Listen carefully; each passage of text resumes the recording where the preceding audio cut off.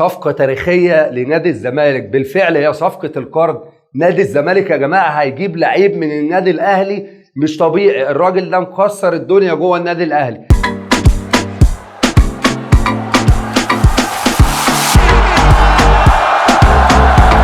السلام عليكم، ركزوا معايا يا جماعه بس دقيقتين بالظبط كده قبل ما النور يقطع. طيب احمد فتوح بيقول لعبد الله جمعه، بقول لك ايه يا عبد الله، وينفع اللي مرتضى بيقولوا علينا ده؟ فيرد عليه عبد الله جمعه ويقول له سيبه هنديله القلم قلمين بكره.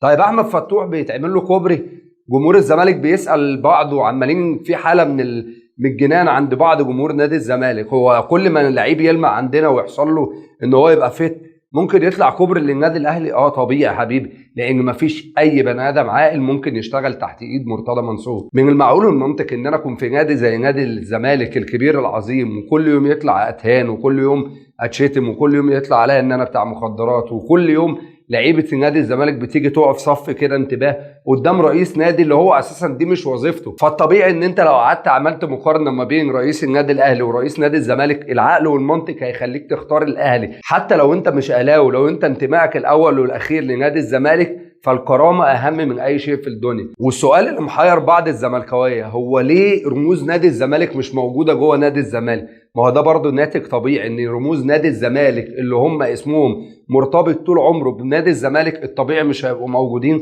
جوه نادي الزمالك. ومرتضى منصور موجود، مرتضى منصور اللي بيمثل خطر مهم على نادي الزمالك وعلى الكره المصريه، مرتضى منصور اللي افسد الحياه الكرويه داخل نادي الزمالك، مرتضى منصور اللي ما حصدش بطوله افريقيا مع نادي الزمالك، مرتضى منصور اللي هان رموز نادي الزمالك. كابتن احمد حسام ميدو طالع بيدافع عن مرتضى منصور، فشيء يجنن والله العظيم. نحن في زمن النفاق بالفعل. صفقة تاريخية لنادي الزمالك، بالفعل هي صفقة القرن. نادي الزمالك يا جماعة هيجيب لعيب من النادي الأهلي مش طبيعي، الراجل ده مكسر الدنيا جوه النادي الأهلي. تخيل كده. طب ما اقول لكم على حاجة، ما تيجي بدل ما انا اهري معاكم ونقعد نتكلم تعالوا نشوف مع بعض الصفقة التاريخية لنادي الزمالك. ورينا عم حبوس.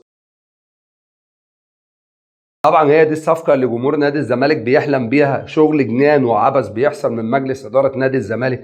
معقوله يا جماعه نادي الزمالك الكبير بيتوقف له القيد لفترتين؟ معقوله نادي الزمالك بيمر بالازمات دي كلها ويطلع يقول لك الازمات دي انا ماليش يد فيها، وانت اصلا بقالك 14 15 سنه رئيس نادي الزمالك؟ وللاسف ويؤسفني ان انا اقول على قناه نادي الزمالك ان هي بقت قناه هزاز الرؤوس، يطلع الناس يخدعوا جمهور نادي الزمالك بالبطوله العربيه. هو من المعقول فعلا ان البطوله العربيه تقارن يعني ان هي بطوله واستعدادات والكلام ده كله؟ عبث يا جماعه داخل قناه نادي الزمالك. شوفوا فعلا الناس اللي بتتكلم على رموز نادي الزمالك اللي هم ما لعبوش كوره بربع جنيه جوه نادي الزمالك. طلع علينا محمد اسماعيل رئيس الكوره بنادي انبي بيتكلم بكل جرأه وبكل ثقه ان الراجل احمد عيد ماضي للزمالك وبيخاطب اتحاد الكوره